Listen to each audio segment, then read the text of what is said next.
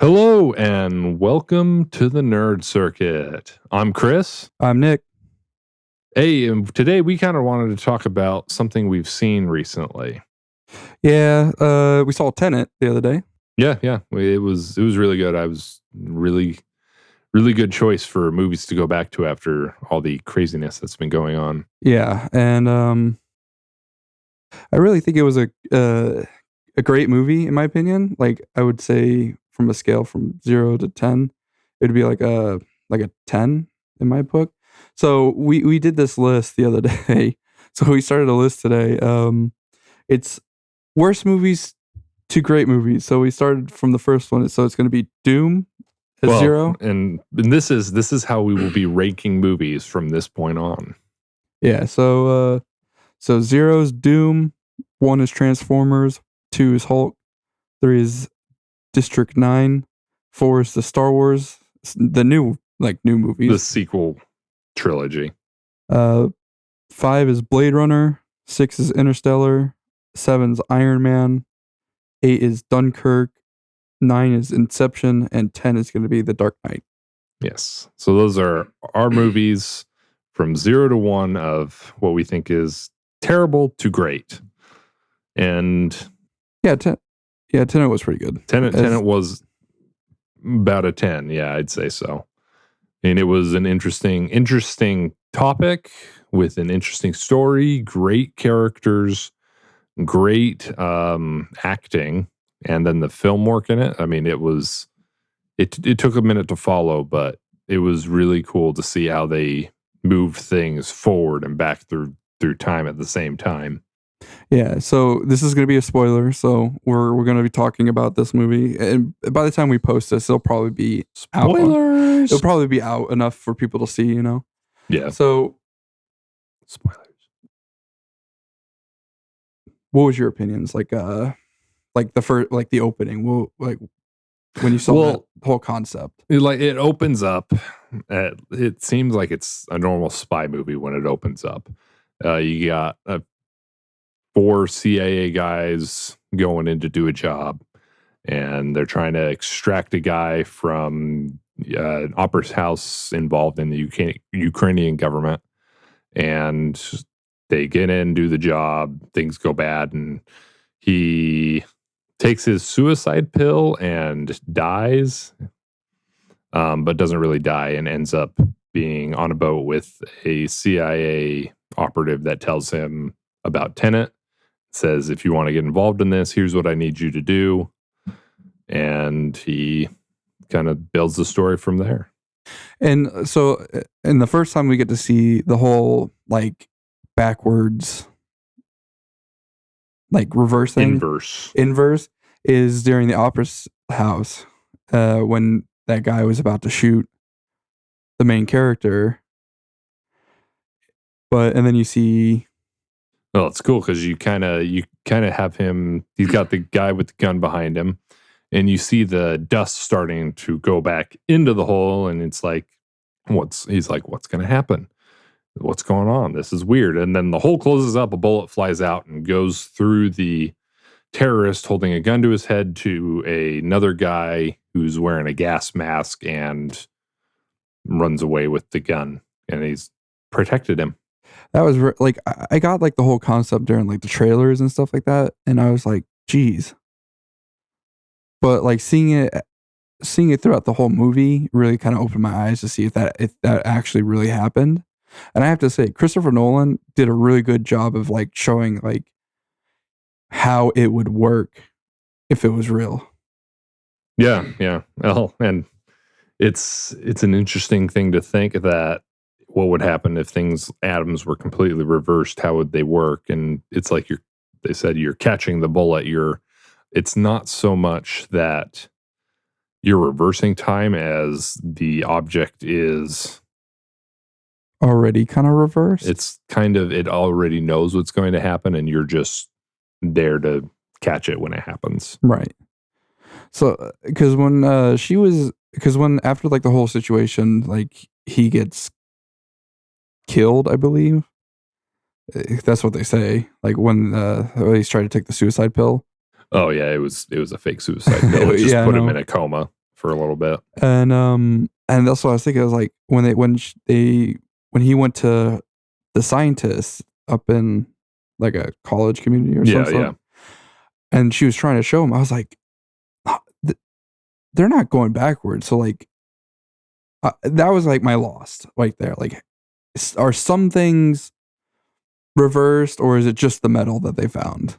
No, it's only certain items were reversed. It's like the items that all were reversed were items that were put in a crate and sent back in time to that arms dealer, and the arms dealer would then distribute them around the world, and they'd be used however they were supposed to be used.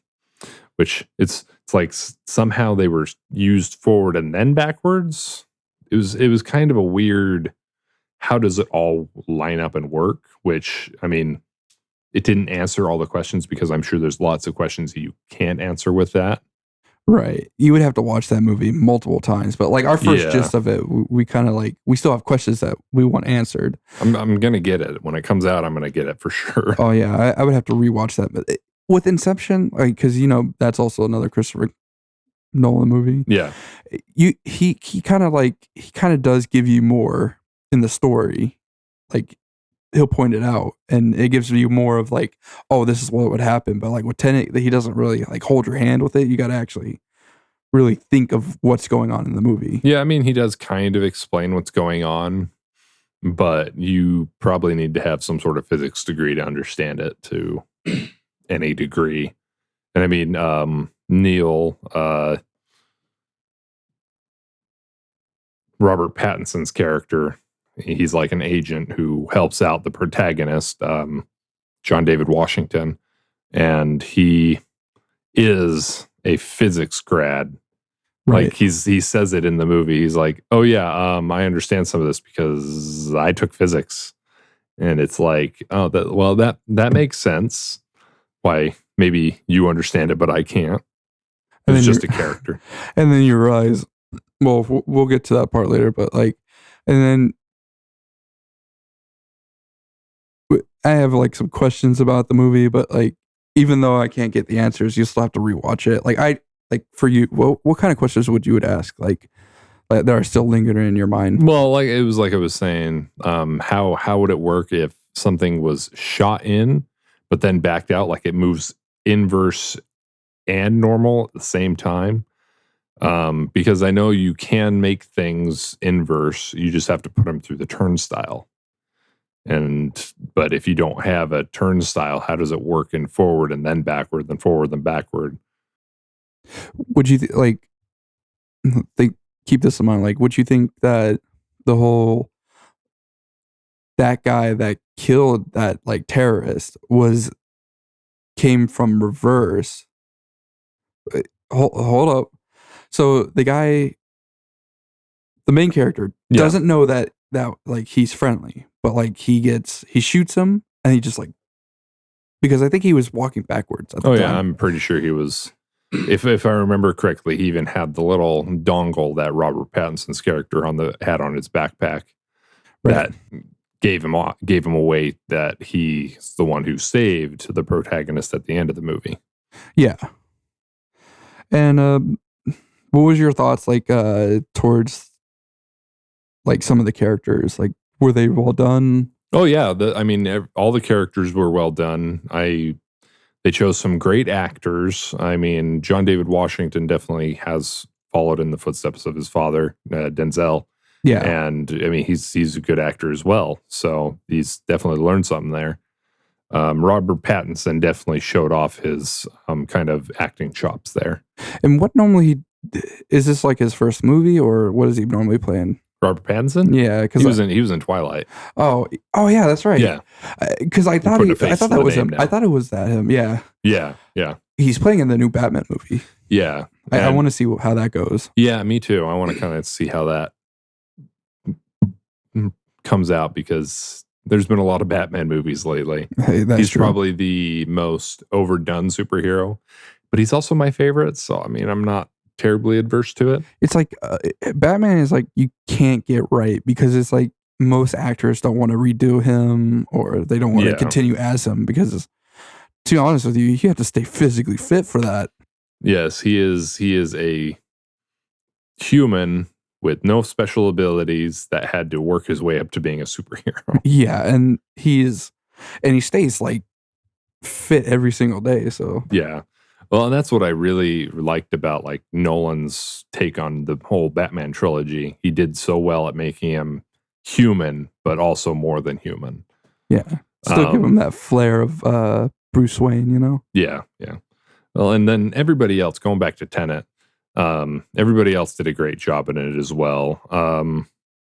The woman who was Kat, who was the arms dealer's wife, I think she did a great job as kind of showing that kind of unhappy with her life, but trying to do something about it, and also being drug into something where she got the chance to change her life. Right, and that whole concept of like, I feel like Denzel's character.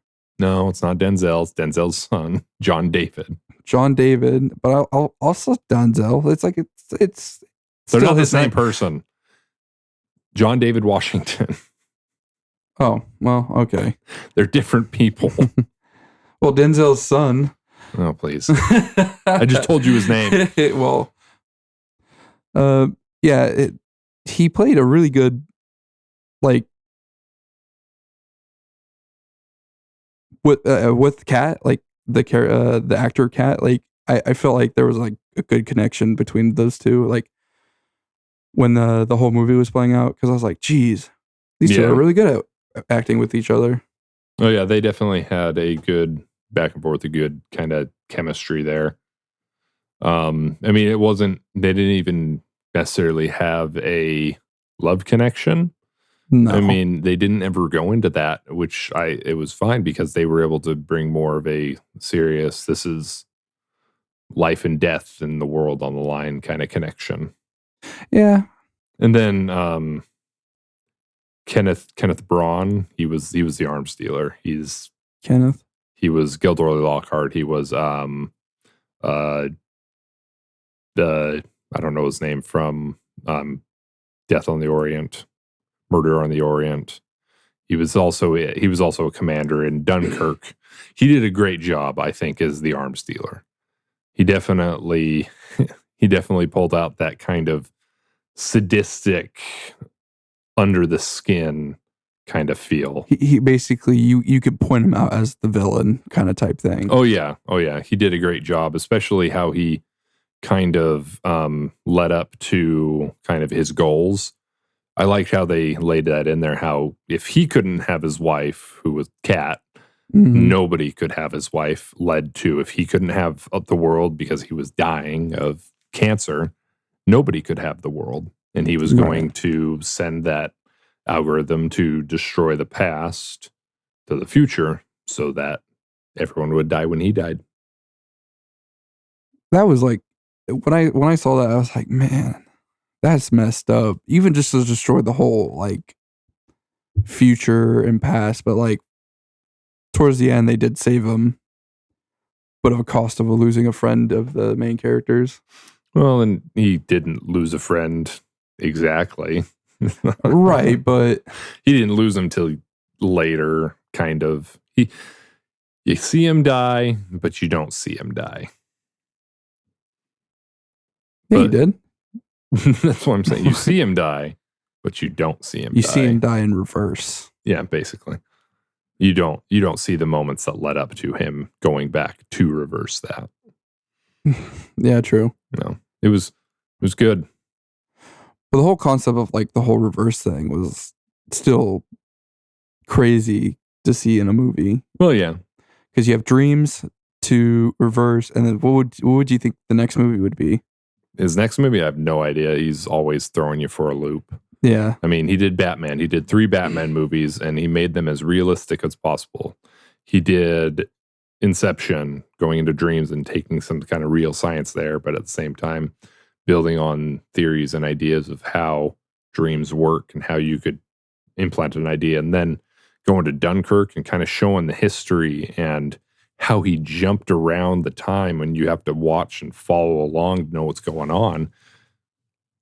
I think he's one of the best. Christopher Nolan did filmmakers. Dunkirk, right? Yes. Okay. Yes. And that's kind of what I want to lead up to is with Tenet, the filmmaking process to do everything he did in it, it just makes it look like such a gorgeous film, in my opinion. I think like he's very, very minimal on the CG.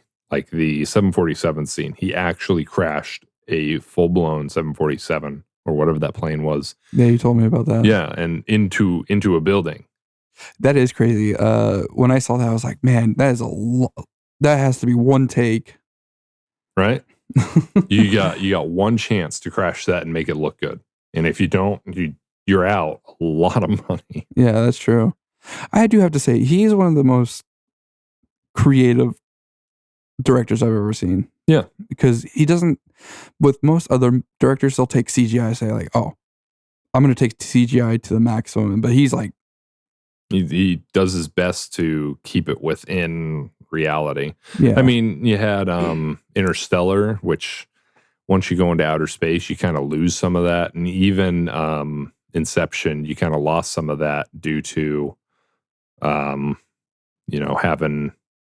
having to create things that don't exist, like the world folding in on itself inside of a dream. That just doesn't happen.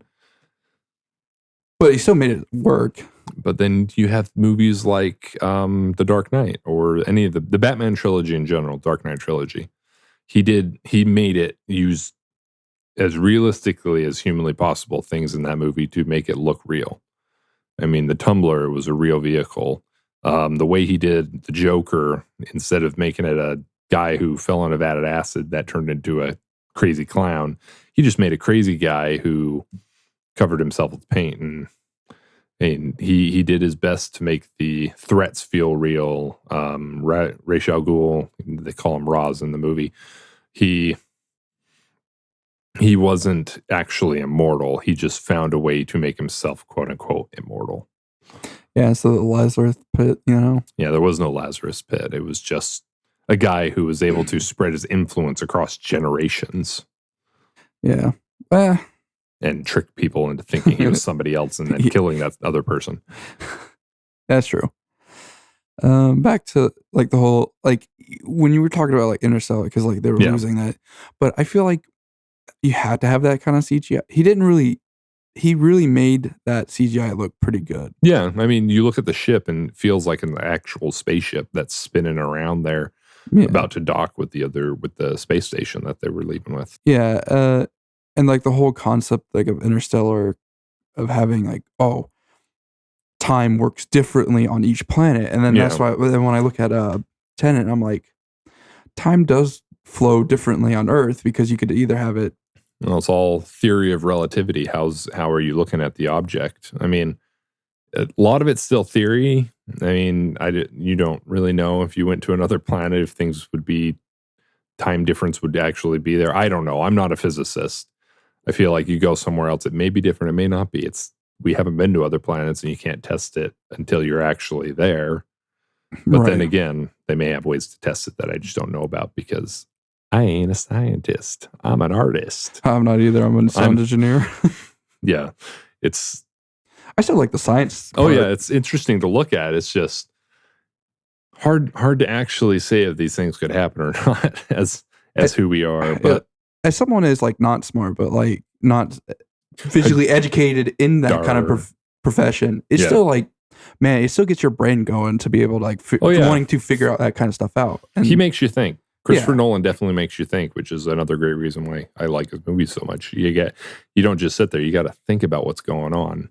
Yeah, you got to give it some thought. Like even while the movie is still playing, you're like, what's going on? And then you miss something in the movie, and it's like, oh, I was still thinking about the last movie. In the movie, which is why you do have to kind of watch some of his movies a couple times to kind of catch everything.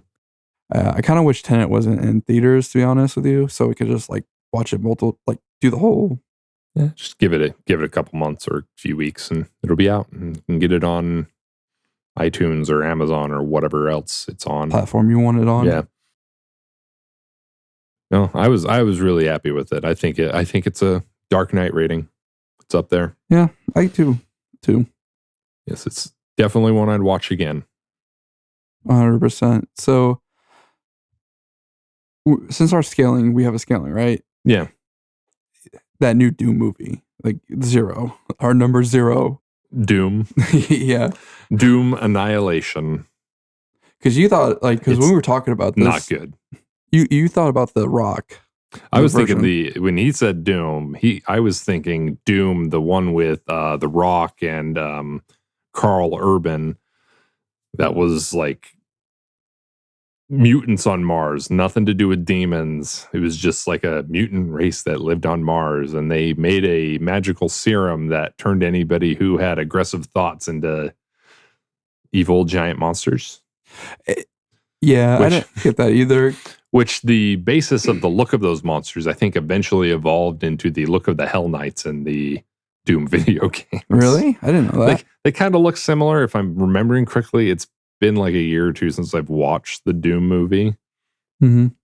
But I mean, if I remember correctly, they kind of have a similar look to them, which the Doom Knights were a great addition to put in the game. I think they were originally in Doom 3, and then they brought them into Doom 2016 and Doom Eternal. Right. They look great. But Doom, the one I was talking about was like Doom Annihilation from the Netflix movie. So me and my brother were wanting to watch it, and we only got through an hour of it. Like the characters were all right, but like the whole plot thing is like was not there as a Doom movie. Like, because you think of Doom, you think of a big jack Marine guy, but no, there was nothing there. It was just some scrawny people. I'm like, oh wow, not really great at all. Yeah, no, it's just I don't think you can make Doom into a movie. Just leave it a video game and let it be. Or a TV show. Or just a video game. So just a video game. Don't put ideas in people's heads. Or turn it into a book. You didn't hear that, everybody. If you did, please forget it now. Don't put it into a book either. That's already been done. Yeah, that's true. So, as for the second one on our list, or number 1, Transformers. I liked Transformers when I was growing up, like the old cartoons. That's like old cartoons and old toys. Yeah, that's what I'm saying. Like, it's not the movies. When you really think of Transformers, you think of toys and stuff like that. Then they turned it into explosion and scantily clad women.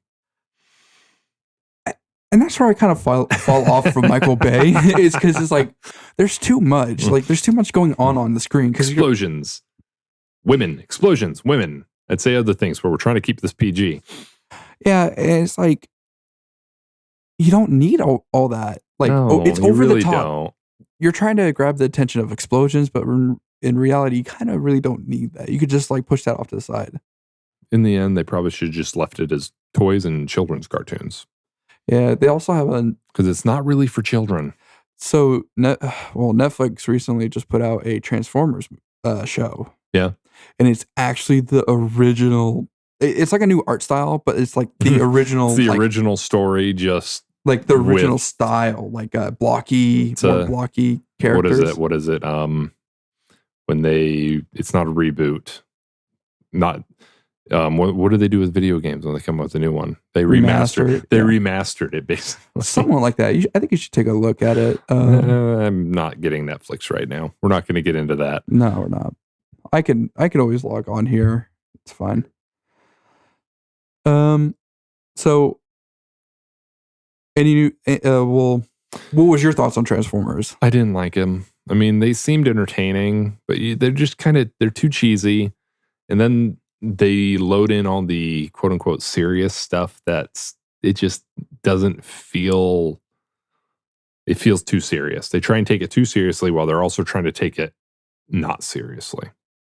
Yeah, and that's one thing that I kind of hated about the whole Michael Bay Transformers movie. Who did Bumblebee? I'm not sure. I didn't see Bumblebee. Whoever did Bumblebee did really good. Yeah, with that kind of went back to the roots of what Transformers is. Yeah, non explosions, but like they were still fighting in it, but like all that. But it had John Cena in it. I did hear about that. Didn't you see it? Did you see Bumblebee? Or I you did. Just didn't have John Cena in it? I said I seen. I hate you.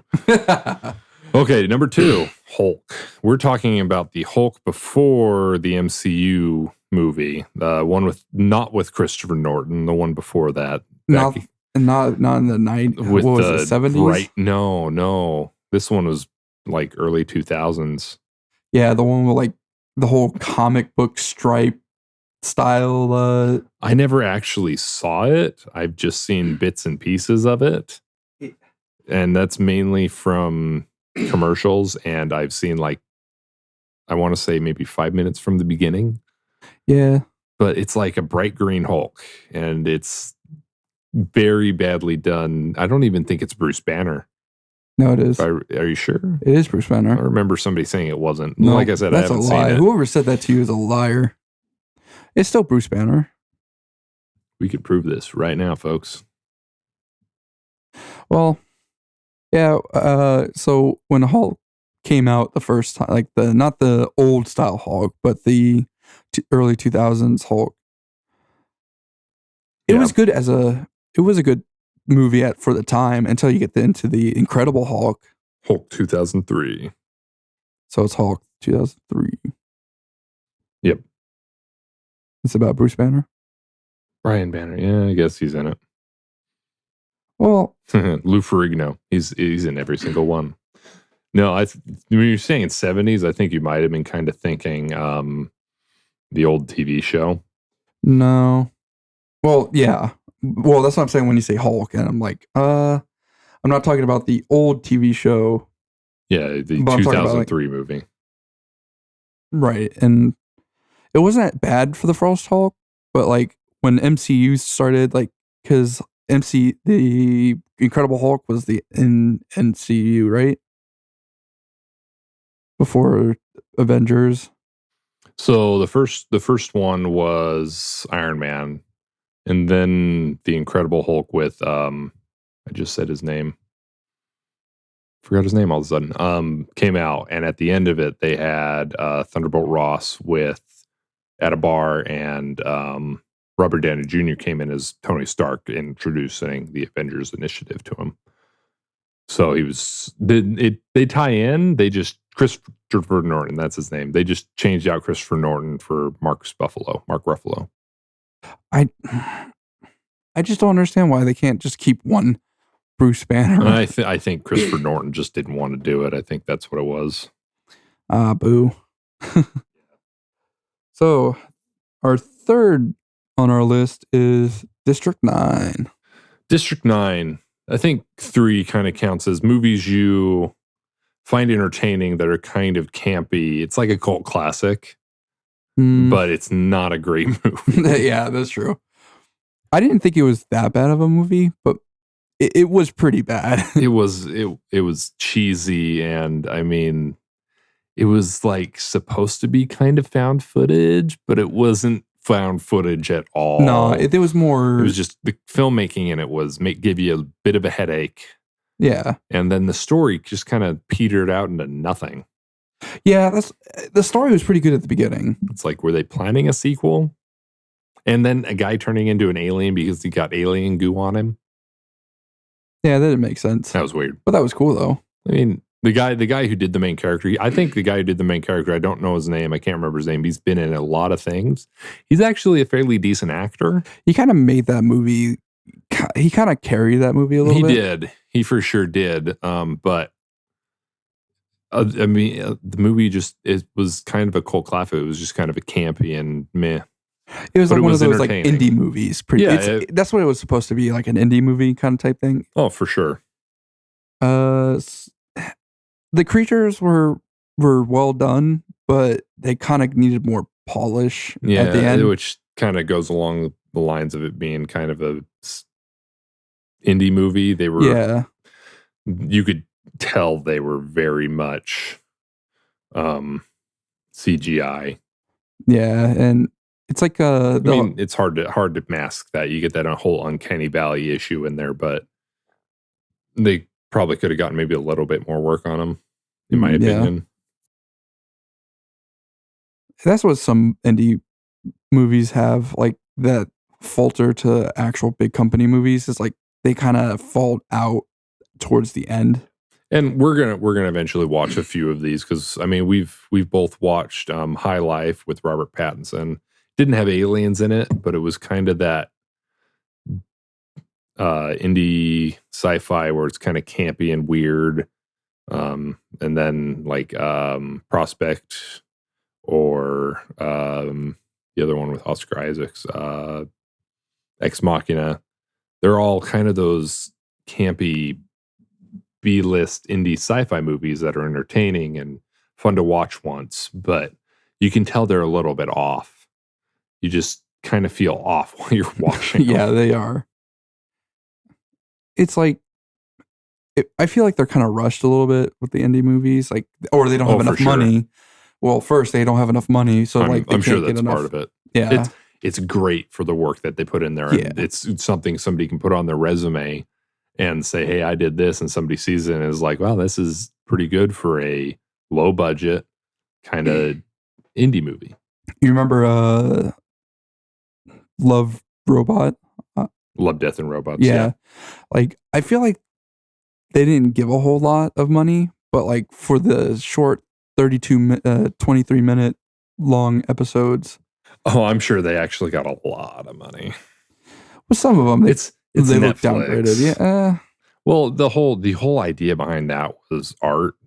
It was to do the computer generated artwork, the computer animation, the CGI, to share both the stories and the art of these people that maybe don't get to do their art in that way as much because it is expensive. Yeah, it's time consuming. It is very time consuming. One of my least favorite things to do is animation.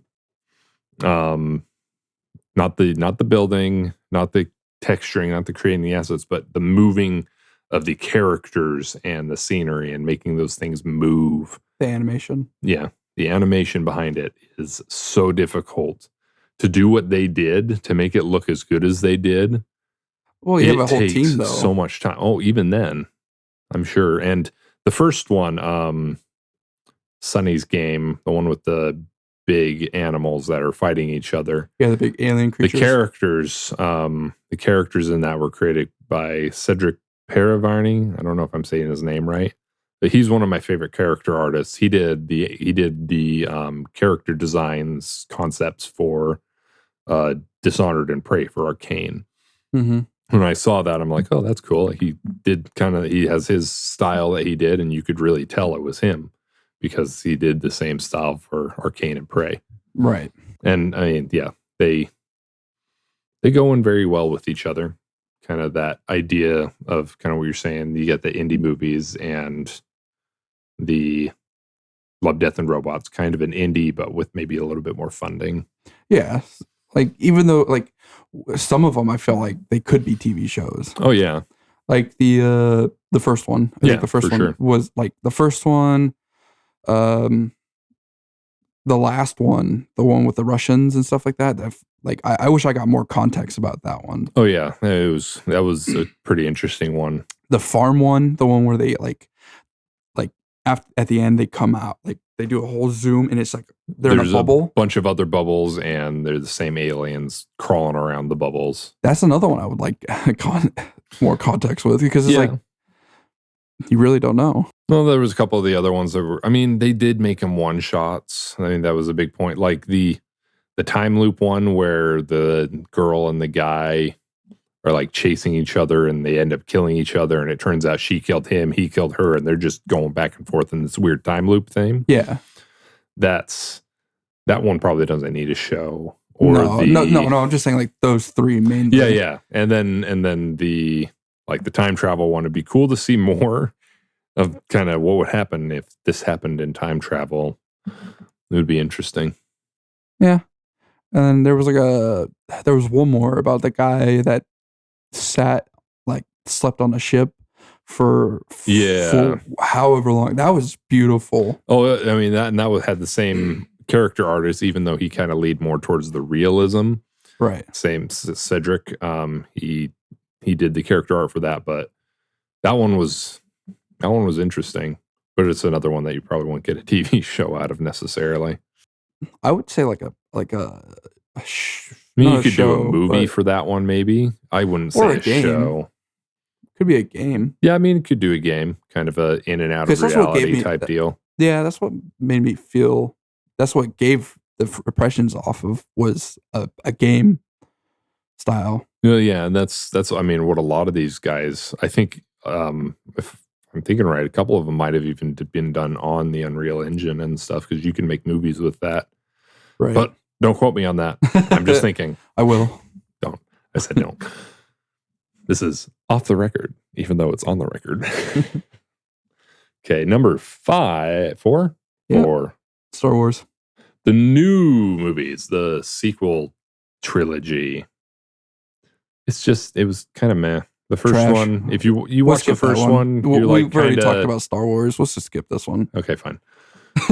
But We're not huge fans of the new Star Wars. Yeah. We'll watch them because it's Star Wars and we love Star Wars, but they Yeah. kind of ruined it a little bit. They kind of, we've talked about this. Go back a couple episodes. I think episode 1.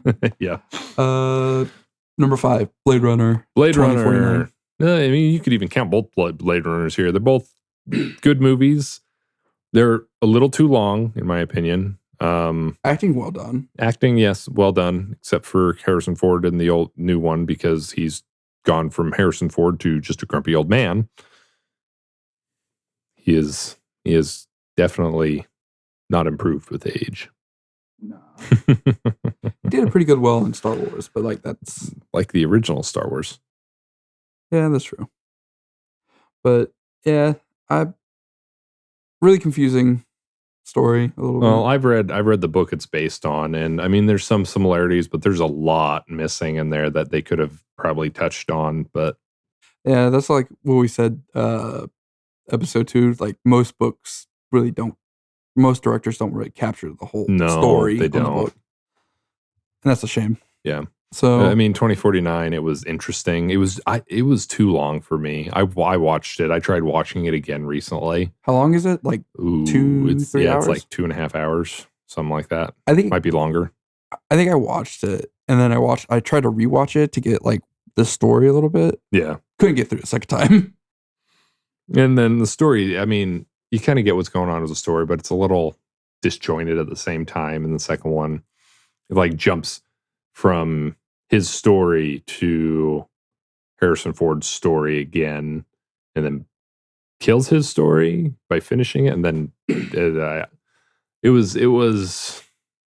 it drug on longer than it probably needed to.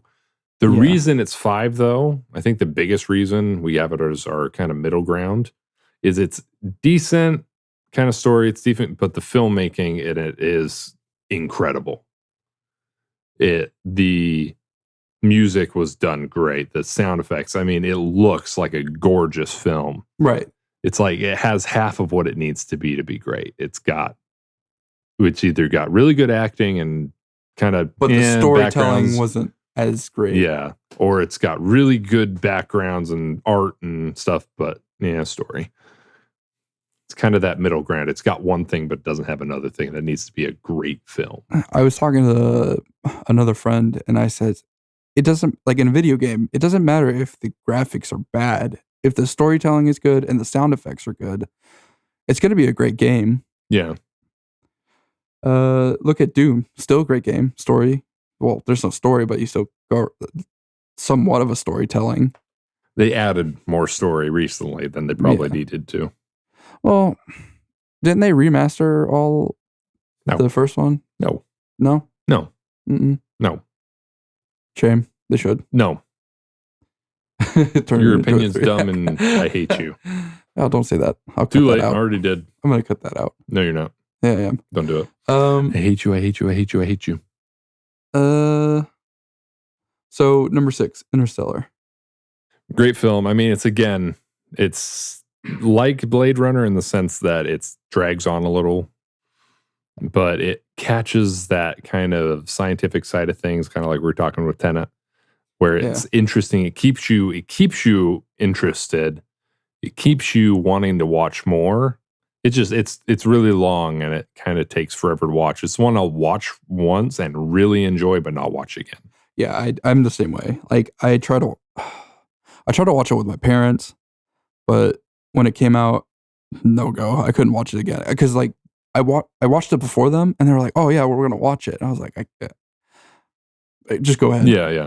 It's a great movie that you can watch, but you can really only watch it once because it's heavy. It's a heavy movie. Right. It's more of like you have to think of what's going on Yeah. mostly because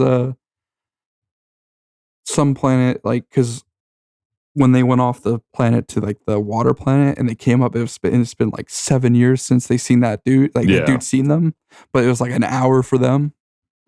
Yeah. That was crazy. I Well, especially that when they landed on that first planet, they would be all, oh, well, these people that landed before us might have just landed like a minute before us. And they were dead very quickly before we even got there. They got really bad timing though with the whole wave thing. Oh, yes. It also is one of those movies that kind of makes you look at Matt Damon and say, I'm not traveling in space with him, especially after seeing The Martian. Did I say that was 6? Yeah, that is 6. We're at 7. Oh, no, we're at 7. Iron Man. Yep, great movie. Robert Downey Jr. as a start for his comeback movie. Oh, yes. Was great. It brought him back for sure. And then the worst part of him was getting out of the movies and then going right to Dr. Dolittle, which was terrible. I heard too. I still want to watch it to be like just to get. I mean, you could, but there's bagpipes in a dragon's butt. PG-13. Yeah, you think. But he did make. He restarted the Marvel Universe. He made the Marvel Universe what it is today. Yeah. And that's why I think it's great for number 7, because it created a world that so many people have enjoyed, including ourselves. Yeah. I mean, it was the start of something that a phenomenon, really, because this is like one of the longest running kind of movie series out there, right? Yeah. When has this been done before to this extent? I mean, Star Trek, probably. Star Trek is probably the only as a one TV I can show, think. Though. No, Star Trek is the movies. Like they had 6 for the original, and then they had a bunch of them for and then they the did next generation. Yeah. Okay. Well, yeah. Not the new Star Trek movies. No, that's what I'm saying. The older ones. I don't think anything's been done to this kind of scale since then. And even Star Wars has only had 7 movies if you're counting the Clone Wars movies, or 10 movies if you count the Clone Wars. Why am I saying 7? 10 movies if you count the Clone Wars movie, because that would into theaters before because you had the series. original 7, and what did they go up to? No, you had the original. Oh no, yeah, because I'm forgetting Rogue One and Han Solo, which the Rogue One, Han Solo, and the prequel trilogy would never have been made if Disney didn't buy it. So I still think that Marvel has taken a universe and built it into what it is onto the big screen, which no one else has done something to kind of the extent that they've done, which is impressive. And it all started with Iron Man because it took off and was a great movie. Yeah, I just wish they actually followed like more like after like the comics book started coming out of Star Wars. That's the issue we have here, is you can't necessarily do that because, I mean, yeah, you're going to get lots of people that are like, I wish it was more like the comics and the books, whether it's Star Wars or Marvel. But you got to realize they're creating a whole new universe here. They're going to have different storylines. They're going to change a lot of things up. Or just not have Luke Skywalker. Like after that, just have like, oh, look, Mandalorians are coming back. Like, yeah, Jesus, should start a new revolution. They should have started a whole new area like they're doing with the High Republic. But we're talking about Marvel. Yeah, I know. Sorry, but see, this is what happens when you Star Wars fans upset. Everyone's grumpy. Number 8, Dunkirk. I think it's great as 8 because it was a well done film. It's not. I wouldn't say it's one of my favorites just because I like historical films. I like war movies, but at the same time, I can't watch them very often because I like history, but not enough to the point where I want to watch true stories. I want to watch something that's something I can't believe, like sci-fi or fantasy. You see, I'm the opposite. When I was growing up, my dad would always come home from work as in the military. He would always come in and he would be like, History Channel, set, came home from school, he's there. I had to watch it because he would wake up because we would try to change the channel as a kid. But the History Channel isn't history. I know. The History Channel is allegedly all aliens. No. I don't want to get sued here. Well, I'm just saying. But like, we would come up and like I would watch that. Aliens. Aliens. And we would watch that. So like I'm more interested in more World War II movies because stop.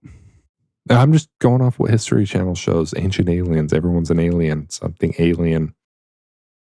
And then aliens. All right, so aliens versus Nazis. The style that they did it, History to Channel. now Brought you by aliens.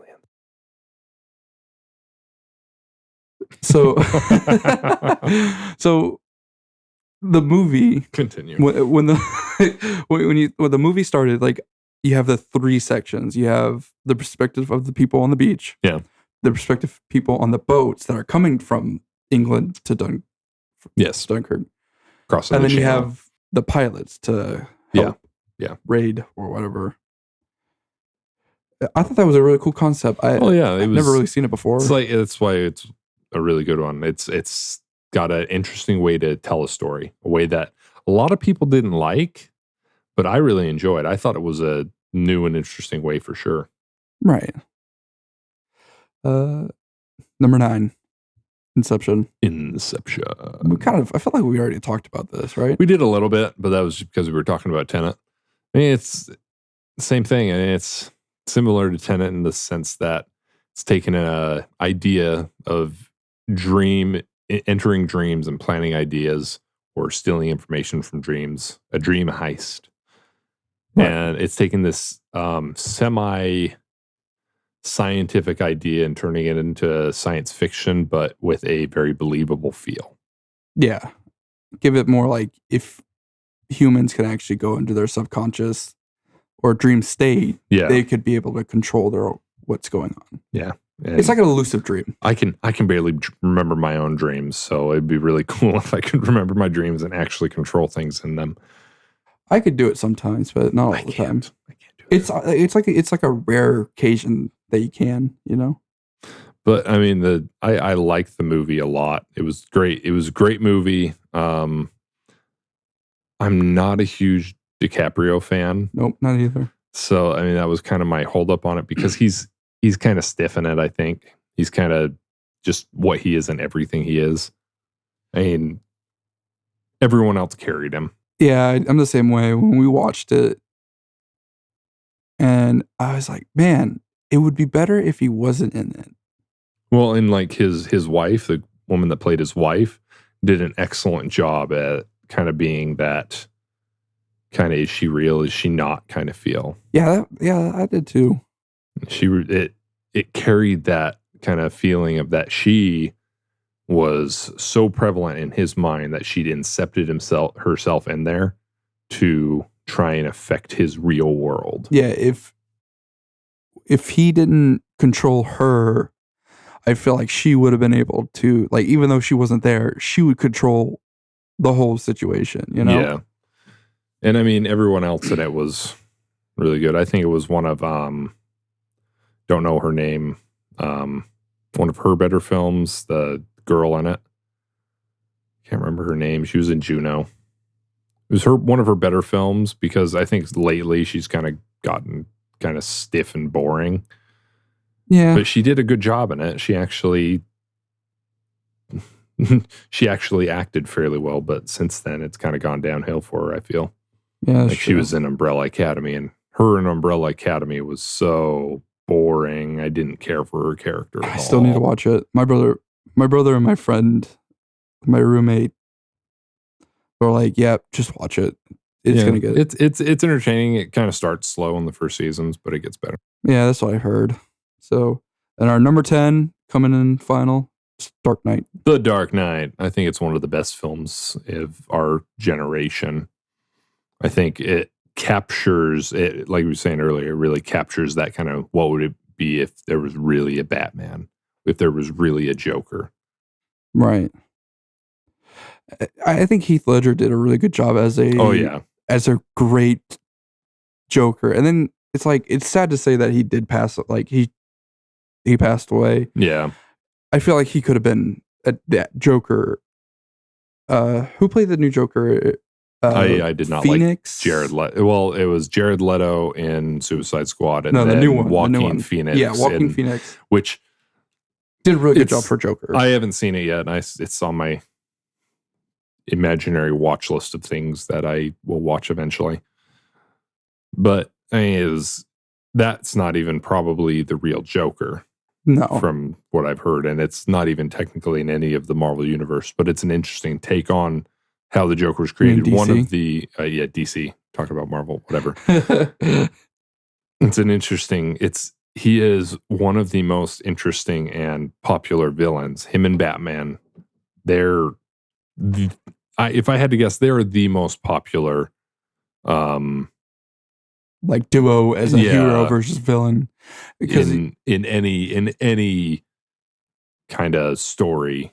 The second one has to be Superman and Lex Luthor. Like, they're not bad as villains. I don't know. Marvel just I like the Marvel movies, but they've never really captured kind of the same superhero supervillain feel that DC really has, because they make it feel, Marvel makes them feel more like soldiers, whereas DC makes them seem like vigilantes. Yeah. Well, and that's like the difference between DC, because like DC and Marvel is more the world accepts heroes, but in DC it's more like we don't really need you, but you still come around, like tolerate heroes. Exactly, and that's what I liked. Because Batman's always been a vigilante, even though he does work with the police in Gotham very often. There's still wanted posters up for him. They're still technically supposed to arrest him. They just never do. Yeah, and like, what was it? The first one? No, second one. During like the whole second ending of Dark Knight, because he was like gonna get arrested because they were still trying, like towards the end. Well, I thought that was a great way to end it, because it kind of tied together that whole idea of he's a hero and he's what Gotham needed, what they really needed to kind of actually take care of crime, a heavy fist, but it's not the one that they really could use, because the crime was never going to end with him. Well, it wasn't going to end with him doing it the way he was doing it. They needed somebody to do it legally, or else the rest of the world would continue looking on Gotham as kind of a stain. And that's where I think 3 should have never came about. The Dark Knight, what was it? Dark Knight Rises. Dark Knight Rises. It was a good film. It wasn't my favorite. It was well done. It was definitely one of, it wasn't terrible at all, but it wasn't up to par with The Dark Knight or Batman Begins. Yeah, and I felt like Bane was pretty cool. Like, don't get me wrong. But he wasn't as cool as like in the animated series that they did for Batman. They completely changed up his story. I mean, it was a little bit similar, but there was a lot that was different. Right. What's his name? Hardy did a great job. I remember his first name. Yeah, well, you can't remember everything. No, we're very bad at that. But we're just talking. Tom Hardy. There we go. Hardy. I got it. Oh, I like Tom Hardy. Tom Hardy. Yeah, he was pretty good. I liked him in Venom. Yeah, I think Venom was decent. Could have been a little better. Could have been. Okay, the Venom symbiote could have been a little bit more. The symbiote was cool. I thought the symbiote was cool. Less shiny, if you catch my drift. He was just like really shiny, and I kind of didn't really. I think the story was a little short. I feel like they could have added some more in there. Yeah. He didn't. he was a great. I actually liked him as Venom. So It'll be interesting to see what they do in the future and how they might or might not tie it in with Spider-Man. Yeah. Did you see that? In the next Spider-Man villain is going to be Sandman. I did not. Yeah, it's going to be John Cena. I mean, I don't have any like I don't think John Cena is a bad guy. He seems like a good guy, but he's like As a Sandman, probably as not. an actor, he's kind of terrible. He's John Cena in everything he's in, so he's kind of the guy who acts tough, and then he'll make a joke with you and laugh and completely break his tough guy act. Yeah, I think the guy from Spider-Man 3 with He did a good job as yeah, Sandman. I actually Even though Spider-Man 3 was a terrible movie. I wish they brought him back. They probably won't. Yeah, but He's a bit older now. yeah. Well, he was a great Sandman. But then again, Tobey Maguire was like in his 30s playing a 20-year-old. Yeah, and I feel like the new like Tom Holland. Yeah. Yeah, Tom Holland plays really well. He's the closest in age. Yeah. Even though he's 20, gets younger and younger. He's 20, right? Like 20. By now, yeah, I think he's like 21. 21. Yeah. He was 18 in Civil War. So he's probably he might be 23. I don't know. When did Civil War come out? 2014, I think. No, I think it came out later. Cuz yeah, cuz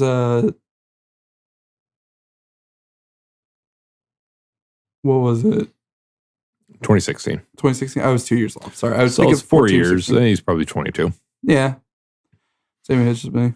Yeah, but they don't. He doesn't age much, it looks like. He'll be a wee lad forever. He's been typecast as Spider-Man. Yeah. He's trying to get out of it, though. He's trying to do other things. Really? I feel like Spider-Man... You don't want to get typecast as an actor. It ruins careers. Yeah. Look at Steve Urkel. Like the guy that plays Steve Urkel. Or that's why Robert Downey Jr. stopped being Iron Man. He didn't want to get typecast. He's trying to be something else. I mean, he did Sherlock Holmes in there. I don't think we're getting another Sherlock Holmes movie, though, as far as I know. No, I'm upset about it. I think they left it off at a good point. Yeah. I think there are too many sequels sometimes. Like I said, Marvel, they're doing something pretty amazing with how many movies they've done. But at the same time, as time's going on, they're just kind of beating a dead horse with some of these storylines. Miss Marvel could have had a different actor, 100%. Captain Marvel? Yeah, Captain. Sorry, I was thinking about the new. I was thinking about the game. Somebody else. No, I was thinking about the game. Sorry, That's Kamala Khan. Yeah, I was thinking about the game for a little bit because that just recently came out, and I watched a little bit of the. Brie Larson is very wooden. Yeah, flat out. Yeah. So she's very boring and grumpy. So that's our list today. Thank you for tuning in to the Nerd Circuit. I'm Nick.